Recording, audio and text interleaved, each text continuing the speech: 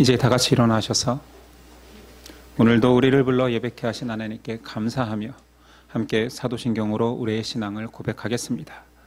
나는 전능하신 아버지 하나님 천지의 창조주를 믿습니다. 나는 그의 유일하신 아들 우리 주 예수 그리스도를 믿습니다. 그는 성령으로 잉태되어 동정녀 마리아에게서 나시고 본디오 빌라도에게 고난을 받아 십자가에 못 박혀 죽으시고 장사된 지 사흘 만에 죽은 자 가운데서 다시 살아나셨으며 하늘에 오르시어 전능하신 아버지 하나님 우편에 앉아 계시다가 거기로부터 살아있는 자와 죽은 자를 심판하러 오십니다. 나는 성령을 믿으며 거룩한 공교회와 성도의 교제와 죄를 용서받는 것과 몸의 부활과 영생을 믿습니다. 아멘.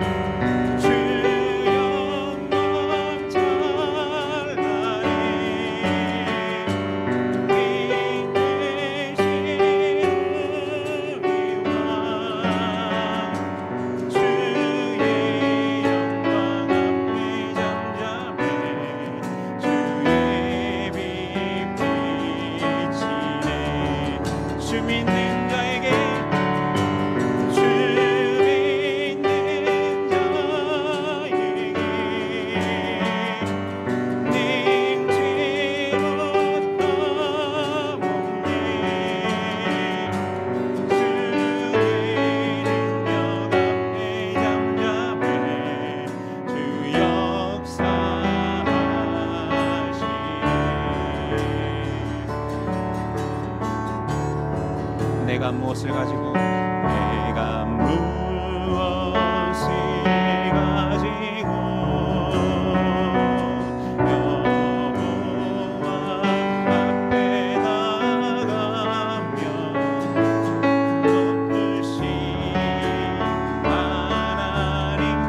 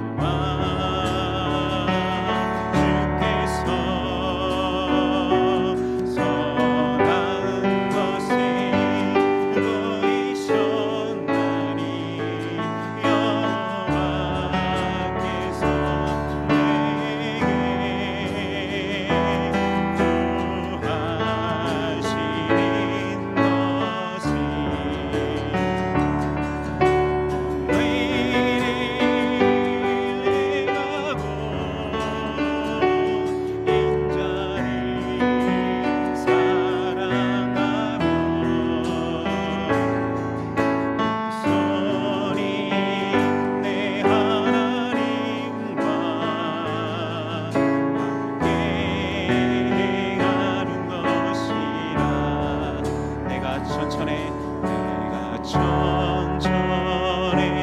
수양과 번제를 주께 드리리까 내 몸의 열매로서 주께 바치까 사람아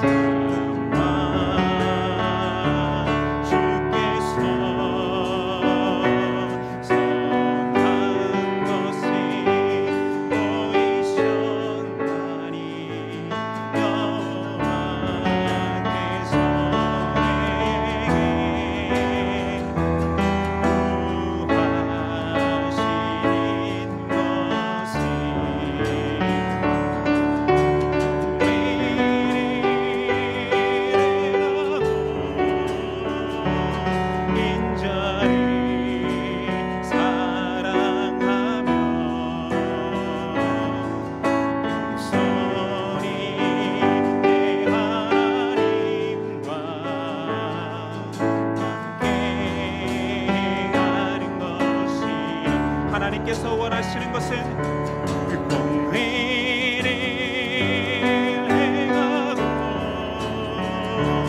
인자를 사랑하며 소리 내 하나님과 함께 행하는 것이라.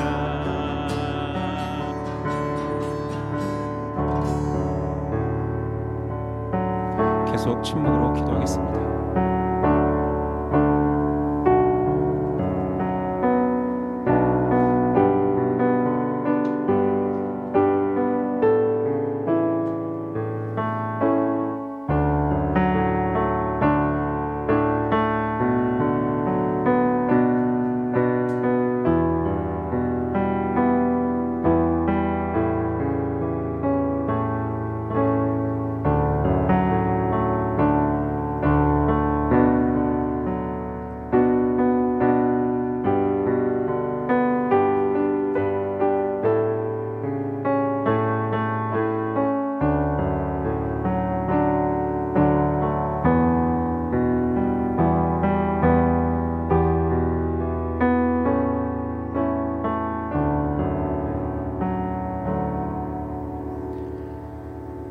사랑의 아버지 감사합니다. 이번 한 주간 지켜주신 것도 감사하지만 이제 한 해를 마무리하며 1년간 하나님의 보호하심과 지켜주심을 생각하게 됩니다. 하나님의 은혜가 아니고서는 우리가 호흡할 수 없음을 고백합니다. 하나님의 은혜가 클진데 돌아보건대 예수님 닮은 사랑을 실천해야 할 우리가 너무 부족했습니다. 더 사랑하기보다 미워하는 마음이 있었고 더 섬기려 하기보다 섬김받으려 하였습니다. 용서하기보다 미워하였고 예수님의 귀한 사랑을 전하기보다 움츠려 살 때가 많았습니다. 하나님 부족하지만 우리를 자녀 삼아 주셨기에 이 자리에 나왔습니다. 또 우리를 품어주시고 하나님의 귀한 사랑으로 우리를 더욱 자라나게 할 수 있도록 도와주시옵소서. 추운 겨울에 질병으로 인하여서 이 자리에 찾지 못한 자들 위로하여 주시고, 자녀들도 만져주시고, 만드신 분이 하나님이시니 고쳐주시는 분도 하나님이십니다. 하나님이 손길이 아픈 자들 가운데 함께하여 주시옵소서. 마음이 상한 자 있습니까? 그들의 마음을 하나님께서 만져주시겠지만 우리가 먼저가 손 내밀어주고 위로할 수 있는 입술의 은혜도 허락하옵소서. 예배에 초대하심에 감사하여서 드린 예물 가운데 하나님께서 귀한 하나님 나라의 확장을 위하여서 아픈 자들, 힘든 자들을 위하여서 사용될 수 있는 예물 되도록 도와주시옵소서. 주님, 오늘도 우리에게 말씀하실 것입니다. 지난주와 같은 말씀, 올해의 마지막 말씀이 아니라 계속 우리와 대화하시는 하나님의 말씀 가운데 오늘도 순종하게 싸우니 우리에게 계속 공급하여 주시고 이 말씀이 우리의 살아 생명력 있는 호흡되게 하옵소서. 기대하오며 예수 그리스도의 이름으로 기도드립니다. 아멘. 우리 일어나셔서 십계명 낭독이 있겠습니다. 하나님이 이 모든 말씀으로 말씀하여 이르시되 나는 너를 애굽 땅 종되었던 집에서 인도하여 낸 내 하나님 여호와니라. 제1은 나는 나 외에는 다른 신들을 내게 두지 말라. 제2는 너를 위하여 새긴 우상을 만들지 말고 또 위로 하늘에 있는 것이나 아래로 땅에 있는 것이나 땅 아래 물속에 있는 것에 어떤 형상도 만들지 말며 그것들에게 절하지 말며 그것들을 섬기지 말라. 제3은 너는 내 하나님 여호와의 이름을 망령되게 부르지 말라. 제4는 안식일을 개혁하여 거룩하게 지키라. 제5는 내 부모를 공경하라. 제6은 살인하지 말라. 제7은 간음하지 말라. 제8은 도둑질하지 말라. 제9는 내 이웃에 대하여 거짓 증거하지 말라. 제10은 내 이웃의 집을 탐내지 말라. 예수께서 이르시되 내 마음을 다하고 목숨을 다하고 뜻을 다하여 주 너희 하나님을 사랑하라 하셨으니 이것이 크고 첫째 되는 계명이요 둘째도 그와 같으니 내 이웃을 내 자신같이 사랑하라 하셨으니 이 두 계명이 온 율법과 선지자의 강령이니라. 아멘.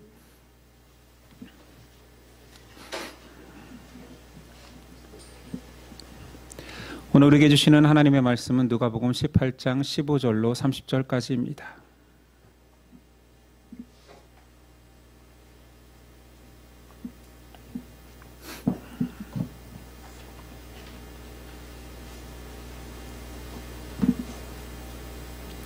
누가복음 18장 15절로 30절까지 저와 여러분들이 한 절씩 교독하겠습니다. 15절입니다.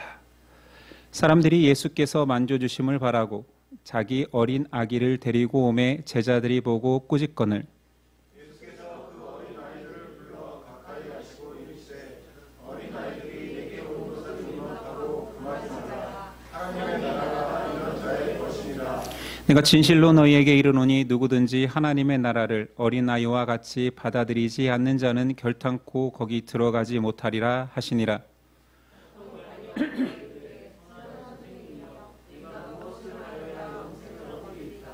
예수께서 이르시되 내가 어찌하여 너를 선하다 일컫느냐. 하나님 한 분 외에는 선한 이가 없느니라.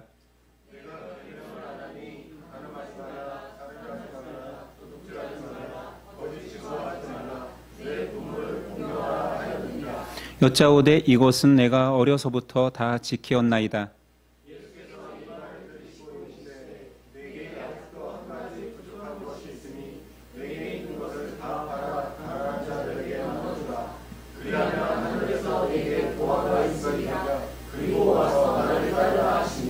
그 사람이 큰 부자이므로 이 말씀을 듣고 심히 근심하더라.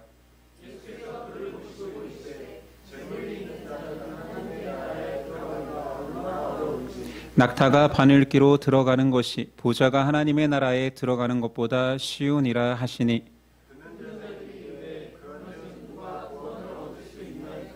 이르시되 무릇 사람이 할 수 없는 것을 하나님은 하실 수 있느니라.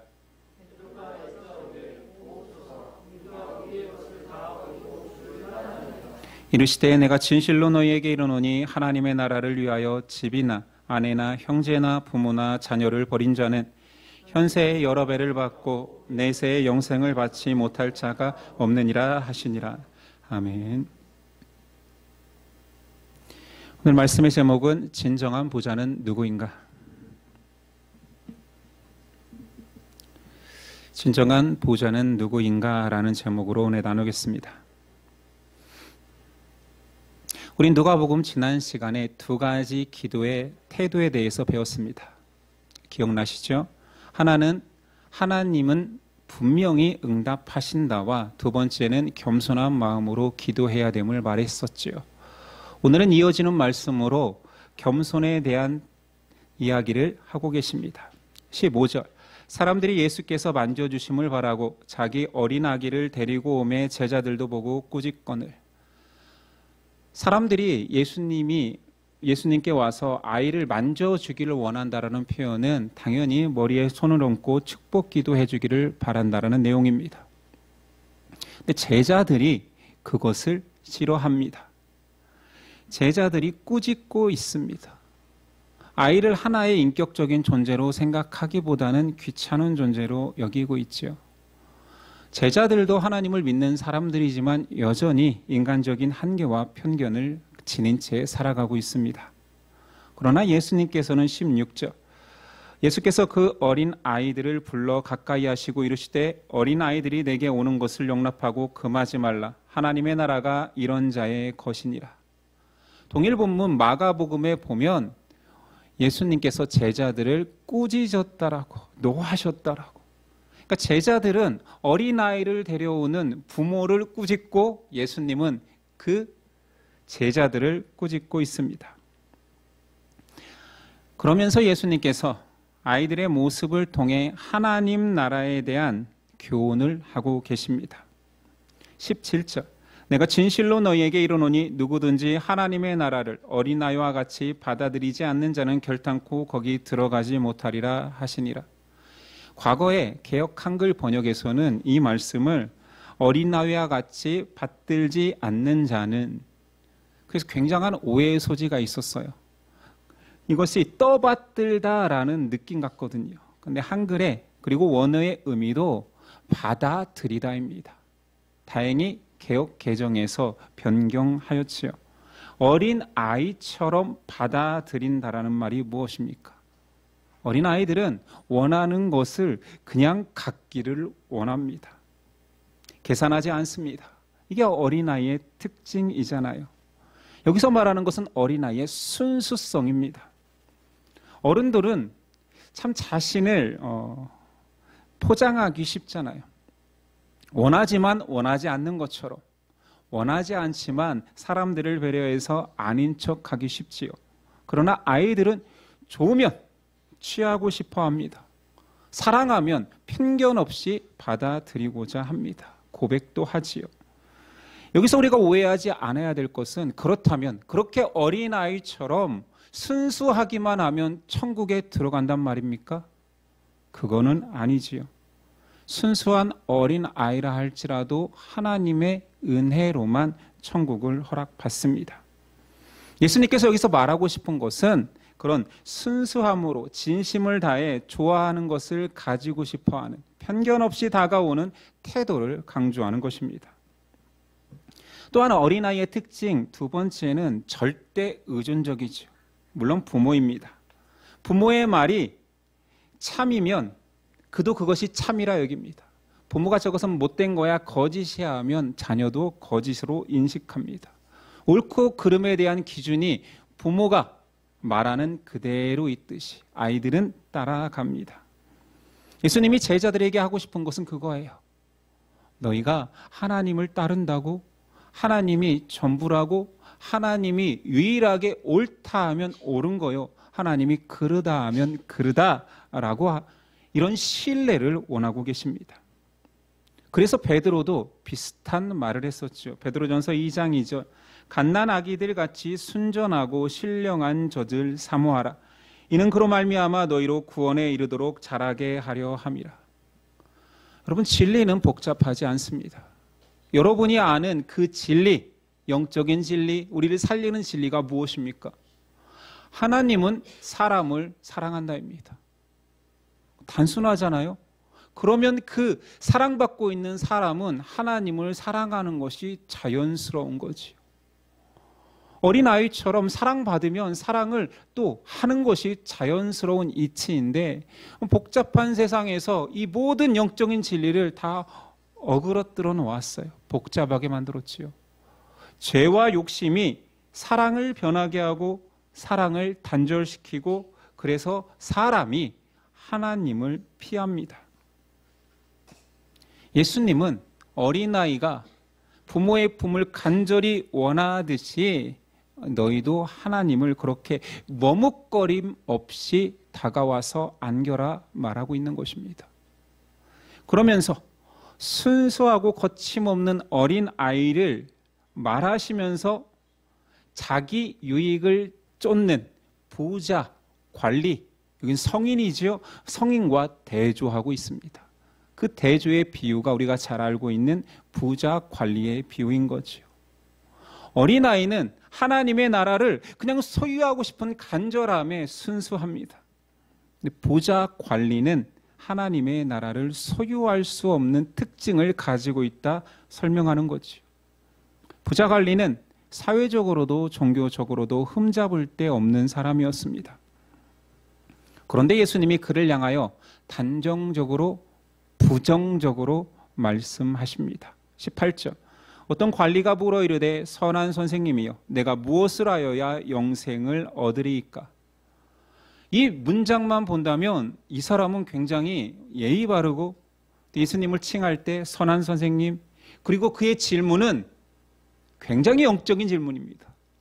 어떻게 하여야 제가 영생을 얻습니까? 이 문장만 놓고 본다면 정말 흠잡을 데 없어요. 근데 예수님은 왜 이 사람을 부정적이라 했을까요? 19절. 하나님 한 분 외에는 선한 이가 없다. 그러니까 언뜻 보면 예수님은 이 부자가 예수님을 향한 칭호가 틀렸다고 말하는 것 같아요. 왜 나를 선하다 하느냐? 칭호가 틀렸다. 그 말이 아닙니다. 칭호가 적합하지 않다라는 말이 아니라 그가 사용하는 그 선한 선생님이라는 표현이 굉장히 거칠에 가깝다는 거죠. 초면부터 아부하는 거예요.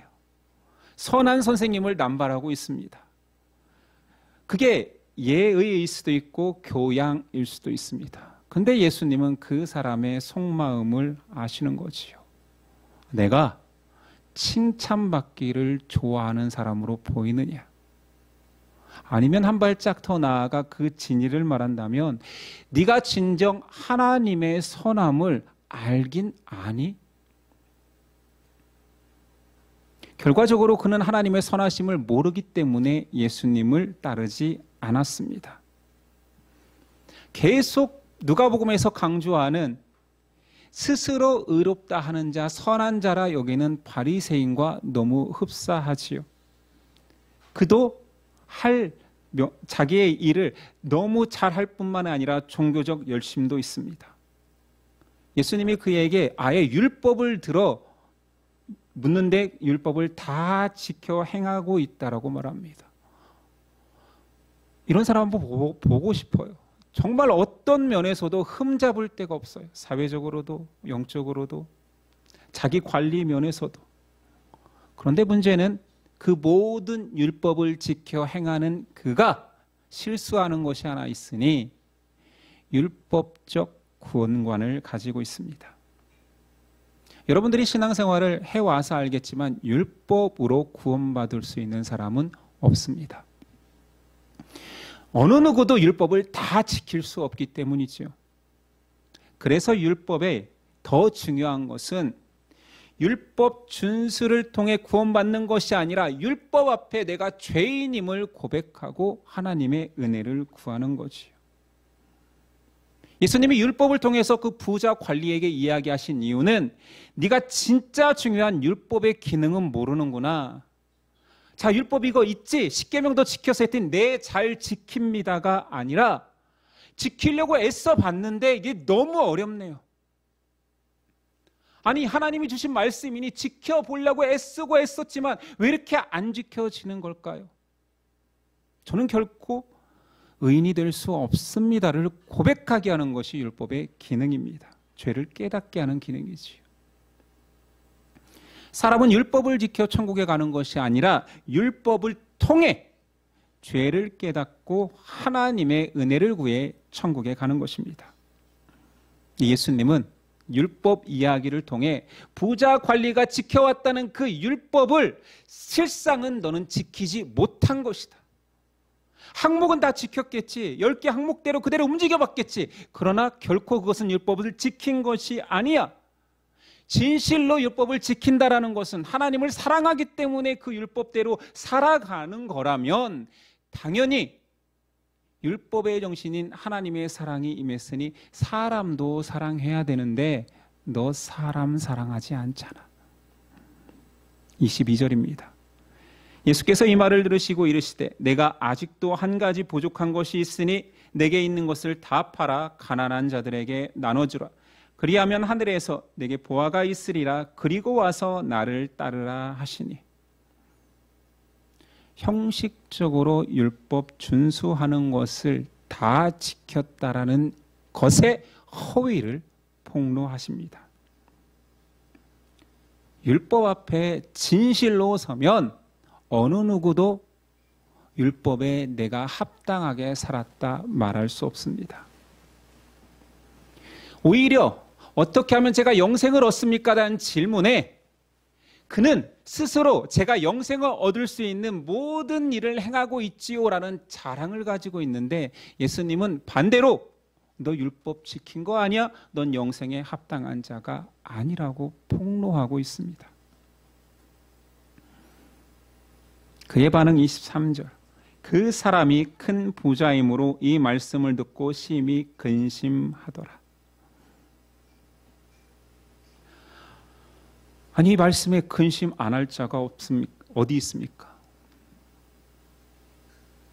부자고 성공한 관리고 종교적 의무도 너무 성실히 해 나가고 있는데 아니, 이런 위치에 가기가 쉽습니까? 한번 여러분들 한번 자신을 판단해 보세요. 직업적으로 성공하셨습니까? 어떻게 부자라 칭함 받고 있습니까?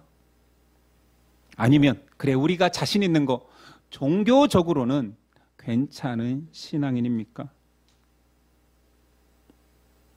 이 세 가지에 다 합당한 그가 예수님께서 너는 영생에 부적합하다라는 아주 심한 막말을 하고 계십니다. 자, 그렇다면 가정해 봅시다. 내가 부자예요. 예수님이 한 가지 해결책을 준다. 네가 진실로 사람들을 사랑한다라면 너의 모든 이 부를 팔아서 나누어 주라. 우리가 부자는 아니지만 부자라 가정하고 가정만 하더라도 여러분 그 부를 팔아 가난한 자들에게 다 나눠줄 수 있겠습니까? 부자가 근심하며 떠나는 것은 어쩌면 우리와 너무 닮았습니다. 우리의 결론일 수도 있습니다. 예수님의 그 요청은 어느 누구라도 지키기 힘든 일입니다. 내가 이 부를 쌓기까지 얼마나 노력했는데, 이 직업에서 내가 성공하기까지 얼마나 노력했는데 이것을 다 버리고 다 나누어 주라고? 그러면 세상에 거지 같은 사람들은 전부 다 기독교인인 거예요. 세상에 가난한 사람들은 그냥 물어볼 필요도 없어요. 다 기독교인이요. 당신은 어떻게 가난해졌습니까? 예수 믿어서 다 팔아서 나누어 줬습니다. 예수님이 이 명령을 하는 거예요. 영생에 합당한 자는 그렇게 가난한 사람만 천국 가는 것입니까?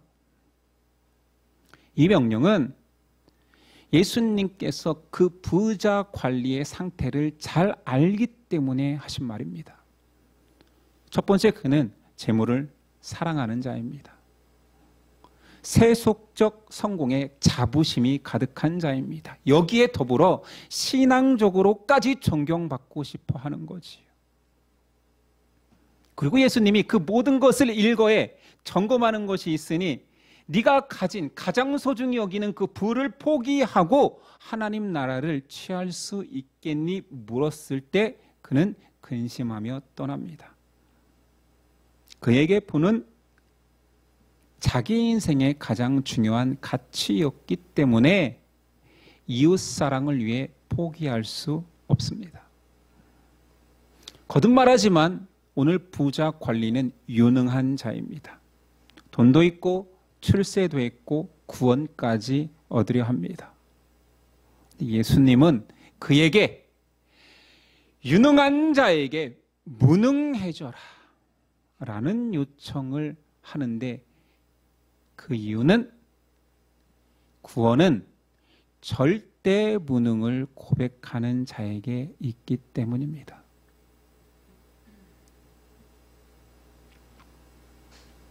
그러면서 오늘 부에 집착하는 자의 위험성을 한 가지 비유를 통해 설명하십니다. 24절이야. 예수께서 그를 보시고 이르시되 재물이 있는 자는 하나님의 나라에 들어가기가 얼마나 어려운지 낙타가 바늘귀로 들어가는 것이 부자가 하나님의 나라에 들어가는 것보다 쉬우니라 하시니.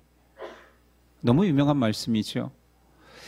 이 표현 자체는 굉장히 불가능한 거예요. 아니 이만한 낙타가, 여러분 낙타 보셨습니까? 생각보다 더 큽니다. 그냥 말의 2배 같아요. 그 낙타가 2mm도 안 되는 그 바늘귀 사이에 들어간다는 것은 그냥 불가능하다라는 얘기잖아요. 근데 주석가들은 예수님이 이런 말을 하셨을 리가 없다. 이건 뭔가 가능성을 두고 한 말이다 해서 이걸로 해석하고 싶어 해요. 그래서 어떤 주석가는 낙타, 원어도 카멜론입니다. 영어도 카멜론이지만 그것이 낙타가 아니야. 이게 전수되면서 약간 오역된 것 같아. 카멜론이 아니라 노끈인 카밀론이다 라고 주장하는 사람이 있습니다. 비슷한 것 같아요. 그리고 낙타를 넣는 것보단 노끈을 넣는다는 표현이 뭔가 상식적이잖아요. 또 어떤 주석가들은 그 당시에 예루살렘의 한 작은 문을 그렇게 낙타의 바늘귀의 문, 비유법인 거죠. 얼마나 작으면 저 문 하에 들어가기 너무 힘들어. 바늘귀의 문이라는 이름이 있었을 것이다 유추합니다. 이 모든 것들이 불가능한 것을 조금이라도 가능하게 하려고, 아니 낙타가 바늘귀에 들어가는 거나 밧줄이 들어가는 거나 내내 불가능한 건 마찬가지인데 사람 입장에서는 가능성을 여기고 싶은 거예요. 왜냐하면 부자도 천국 가고 싶거든요. 어떻게든 그 문을 바늘귀가 아니라 이름이 바늘귀였을 거라고 말하면서까지 해석하고 싶은 거예요.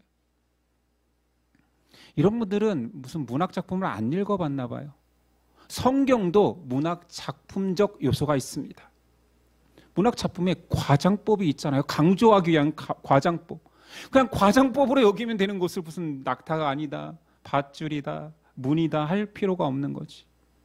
예수님도 굉장히 비유를 좋아하시면 비유도 문학 기법인 것처럼 이것도 과장법으로 보면 됩니다. 그만큼 힘들다라는 것이요. 자, 그렇다면 다시 우리에게 이제 중요한 거.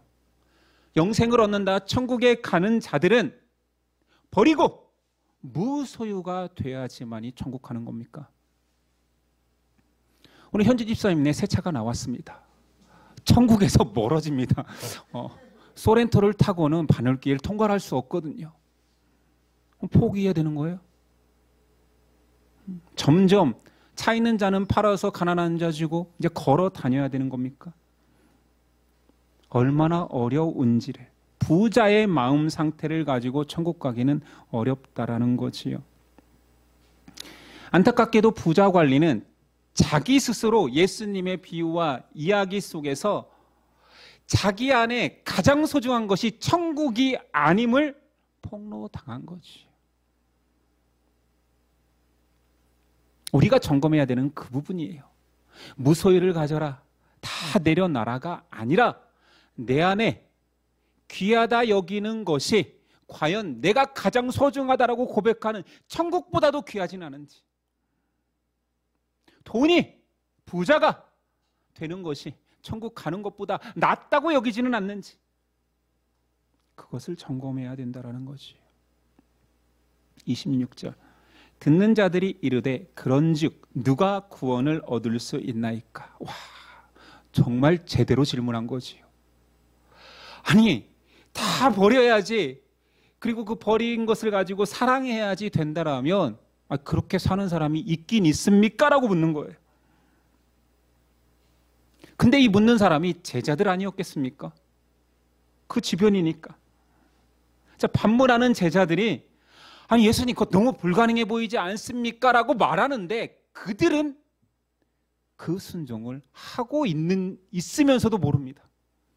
그들은 예수님을 따를 때 배와 그물과 처자식과 부모를 떠나 다 버리고 예수님을 따라왔는데도 이런 예수님의 비유를 들으면서도 예수님 그런 사람이 어디 있긴 하겠습니까? 묻는 거예요.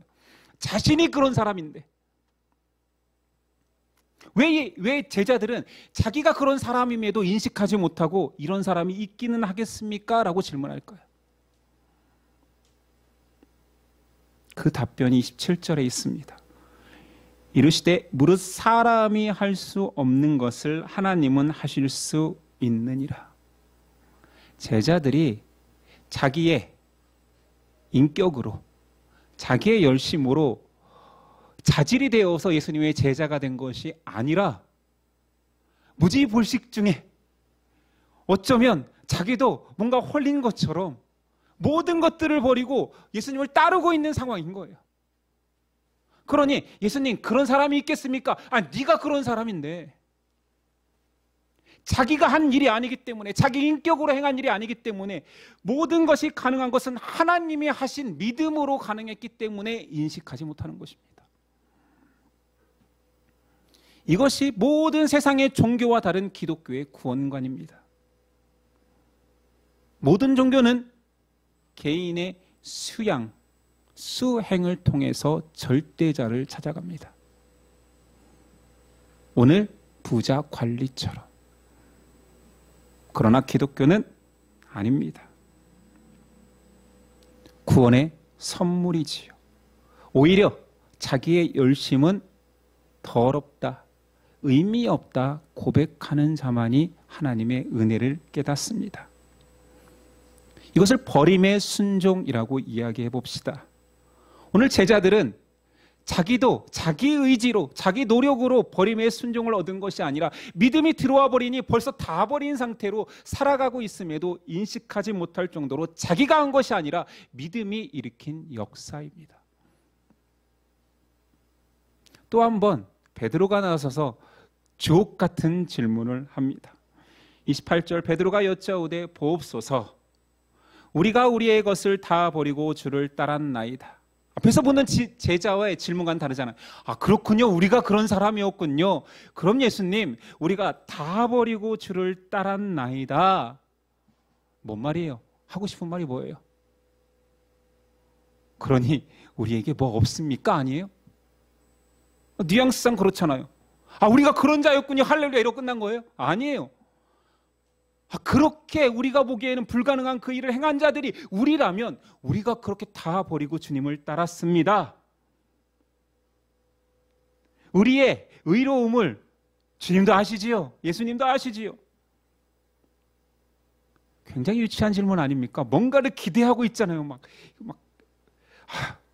우리가 그랬는데 예수님 뭐 주실 거 없어요? 이런 느낌인데 예수님 정말로 가감없이 주시겠다 말합니다. 받을 축복에 대해서 말씀하십니다. 29, 30절 이르시되 내가 진실로 너희에게 이르노니 하나님의 나라를 위하여 집이나 아내나 형제나 부모나 자녀를 버린 자는 현세의 여러 배를 받고 내세의 영생을 받지 못할 자가 없느니라 하시니라. 우리가 알고 있는 예수님이라면 선문답할 것 같잖아요. 버렸으면 버린 거지. 그러나 내가 천국 가서 좋은 거 줄게 할 줄 알았는데 이게 우리가 예수님을 좀 고상하고 고귀한 신분으로 바라볼 때 우리도 고상한 척할 때 그래요. 현생에서는 버리고 살아가면서는 가난하고 천국 가면 좋은 거 줄게 라고 할 줄 알았는데 아니에요. 심지어 예수님이 현세에 여러 배를 받을 거야. 너 많이 포기했다고? 혈육도 포기했다고? 내세에는 영생을 얻지만 현세에 여러 배 받을 거야. 기복주의 신앙입니까? 예수님이 말씀하실 때에는 진리이기에 기복주의라 할 수 없습니다. 하나님 나라를 사모하여서 내 것을 포기한 자에게 내세의 구원 그리고 현세에 여러 배의 축복이 있을 것을 약속하십니다. 자, 이제 눈을 번쩍 뜨고 현세에서 받을 우리의 보상을 한번 생각해 봅시다. 자, 이제 여기서부터는 중요한 거예요. 여러분 복 좋아하시니까. 혈육을 기꺼이 버린 자들에게 예수님은 새로운 사람들을 주겠다 말합니다. 믿음은 새 관계를 만들어줍니다. 새로운 부모, 형제, 자녀들을 얻을 거라 예수님 말씀하십니다. 우린 가족들에게서 느낄 수 있는 그 유대감, 이것을 뛰어넘기 어렵다 여기지만 그것은 착각입니다. 더 큰 애정, 더 큰 기쁨, 더 큰 유대감을 예수님 안에서도 이룰 수 있습니다. 지난주에 제 처외할머니가 소천하셨습니다. 크리스마스 이브날 돌아가셔서 이브날 장례식도 진행되고 크리스마스 당일날 발인과 매장이 이루어졌습니다. 발인 예배 때 그 할머니께서 계셨던 교회 목사님이 오셔서 발인 예배를 진행하시면서 권사로 사신 할머니의 믿음을 칭찬하는 내용을 들었습니다. 선산에 가서 매장을 마치고 이제 내려오려고 했는데 갑자기 자녀들이 돗자리를 까는 것입니다. 준비한 제사상을 차리고 제사를 드리더라고요. 좀 당황했습니다. 왜냐하면 할머니 권사로 평생 사셨고 예수님 믿었고 영정사진에도 십자가 띠가 있고 위패에도 십자가가 새겨졌는데 제사상을 차리길래 굉장히 당황했습니다. 웬 제사입니까? 아니 이게 고인을 향한 효도일까요? 물론 좋게 보아 자녀들이 도리를 다하고 싶은, 예수 믿지 않는 자녀들도 있으니까 도리를 다하고 싶어하는 그 정성은 알겠습니다. 그런데 한평생 신앙생활 하신 부모님에게 꼭 술을 따라드려야 됩니까? 아니 술 안 드시고 권사로 사셨는데 왜 돌아가신 분에게 술을 따라드리냐 이 말입니다. 이거는 저 채갓집을 흉보고 잠은 아닙니다. 정말 정성스럽게 준비하시더라고요. 제가 말하고 싶은 것은 혈육의 자녀라 할지라도 죽는 날까지 부모 마음과 다르지요. 제가 믿고 천국 간 부모라면 자녀들이, 후손들이 예수님 더 잘 믿기를, 안 믿는 자녀들은 예수님께 돌아오기를 기대하는 그 마음 아니었겠습니까? 나한테 넙죽넙죽 절하는 것을 기대하겠습니까? 술 따라주는 걸 기대할까요? 진정한 공감은 그 속에 없었습니다. 예수님 이 땅에서 혈육과 가족의 연보다 더 귀한 것이 믿음의 인연이라 말씀하고 있습니다. 자, 두 번째 우리에게 주시는 복은 뭘까요? 첫 번째는 새로운 사람들이래요. 새로운 사람들이 기가 막혀 같이 이걸 복이라 여겨지지 않는 성도들이 많을 수도 있어요. 복입니다. 두 번째, 그들과 함께하는 공동체입니다. 그게 복인가요? 네, 맞습니다. 하나님은 공동체에게, 예수의 이름으로 모인 자들에게 한 사람 한 사람 은사를 주겠다 말합니다. 서로의 부족을 채우는 것이 은사의 목적이지요. 그러니 돈 있는 사람은 돈 없는 자를 돕는 거고요. 힘 있는 자는 힘 없는 자를 세우는 거고, 정서가 풍부한 자는 정서가 약한 자를 위로하면 되고, 기도가 필요한 자를 위해서는 기도해 주는 것, 이것이 교회입니다. 이렇게 믿는 사람들의 축복은 소유가 확장됩니다.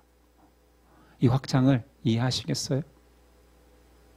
저는 돈 없습니다. 여러분이 돈 있잖아요. 확장됩니다. 건강을 잃었습니까? 건강한 자가 여러분을 도울 것입니다. 확장이지요. 연약하고 힘든 상황에 처했습니까? 우리가 하나 되어서 도울 거고 기도할 것입니다. 이것이 확장 풍성함입니다. 세상의 풍성함과는 다르죠. 세상은 네 것도 내 거, 저 사람 것도 내 거, 내가 더 많이 가져서 의시돼야 풍성인데 예수님이 말한 풍성은 전혀 다릅니다. 내 것이 너의 것이 되고 우리의 것이 되는 풍성이 있습니다. 세 번째 예수님이 약속하고 우리가 누릴 수 있는 풍성은 세상의 소망을 버린 자에게 하늘의 소망이 주어집니다. 썩을 육신을 위해 애쓴 자들에게 썩지 아니할 영원한 신령한 몸을 주시지요. 그게 영생이고요. 그리고 예수님은 자신을 보화라 묘사하시면서 너 다 버려도 돼.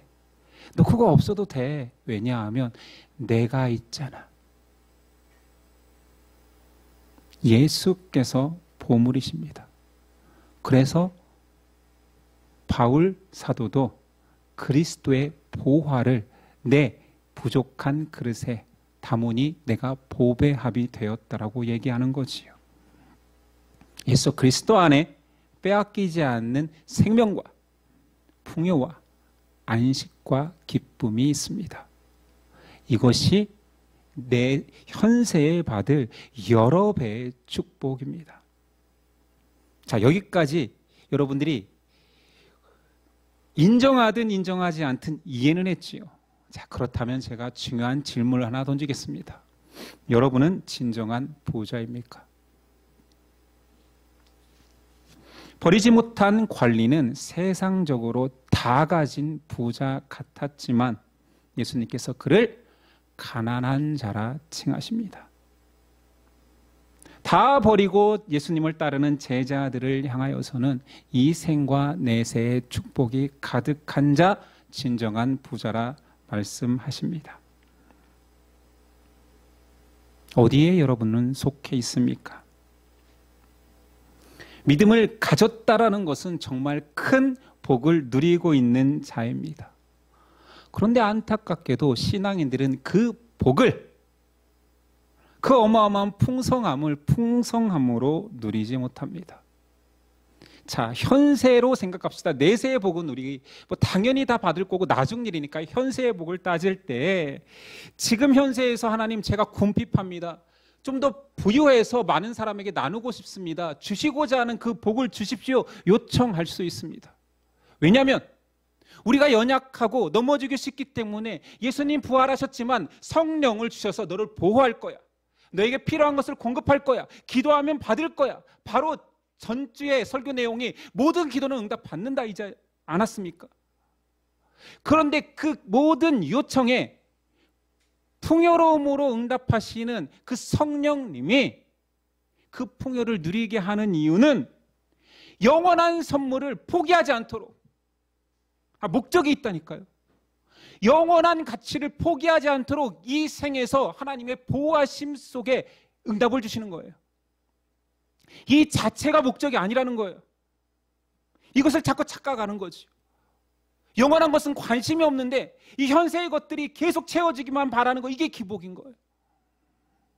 쉬운 예를 들자면 우리가 최고급 요리사에게 초청을 받았습니다. 갔더니 에피타이저부터 너무 맛있어요. 그래서 에피타이저를 또 달라고 또 달라고 또 달라고. 배부를 만큼 그것만 먹는 사람 있습니까? 아니 전체 요리가 나오지 않았는데, 진짜가 오지 않았는데 에피타이저 맛있다고 그것만 계속 달라. 맛보기일 뿐인데, 우리가 현세에서 누리는 그 축복이 없다는 것이 아니라 있는데 맛보기일 뿐입니다. 영원한 것을 사모하고 포기하지 않도록 성령님이 위로하시는 맛보기인데, 그 맛보기로 배를 채우려는 무지한 신앙인데, 메인 디쉬가 있는데, 우리 영생을 음식으로 표현해서 좀 유치하긴 합니다만, 우린 진정한 부자가 되어야 됩니다. 예수 그리스도를 붙들고 믿음으로 이 땅에 사는 것은 풍성한 삶이 맞지만 그 맛보기에 취해서 이거 너무 맛있네요. 한 번도 먹어보지 못한 것이네요. 그거 주세요. 더 주세요. 더 주세요. 배가 불러오는데도 이거 더 주세요. 이런 자들이 결국은 메인 디쉬를 먹지 못하게 되는 것입니다. 얼마나 안타깝습니까? 달라면 주실 것입니다. 그러나 영원한 것을 잃어버릴 수 있다라는 위험성 또한 가져야 됩니다.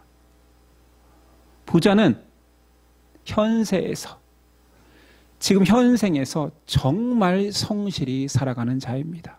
칭찬받아 마땅한 자고 신앙조차 포기한 자가 아닙니다.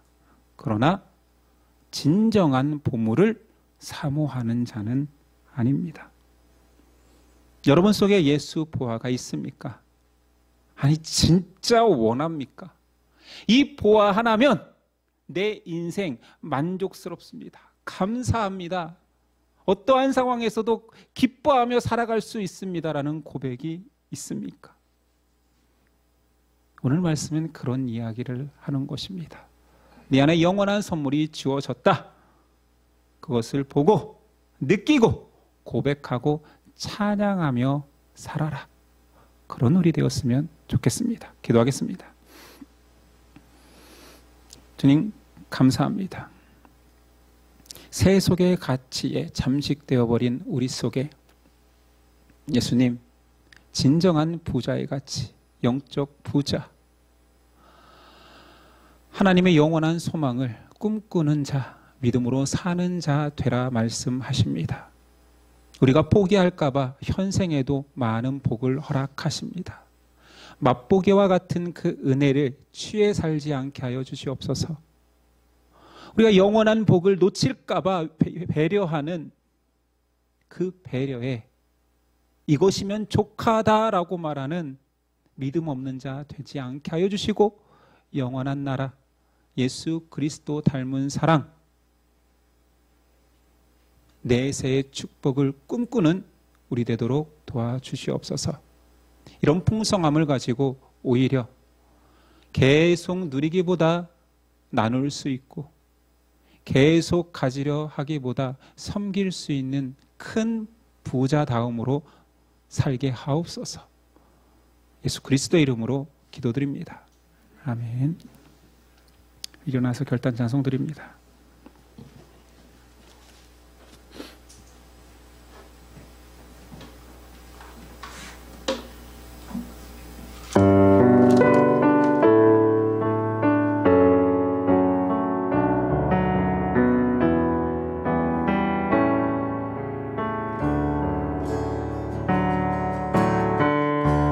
주의 임재 앞에 잠잠해 주여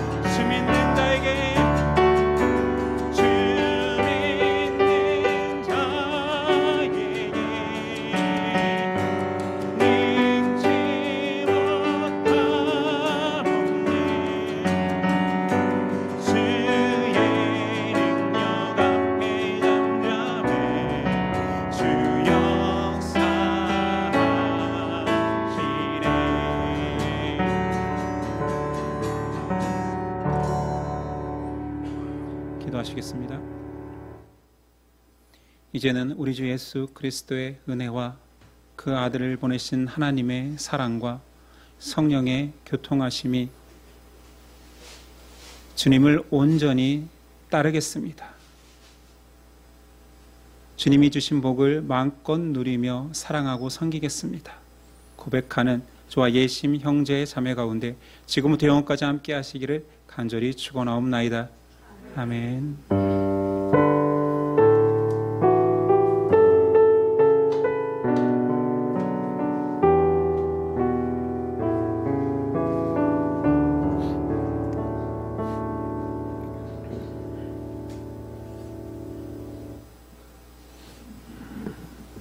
우리 옆사람과 인사했으면 좋겠습니다.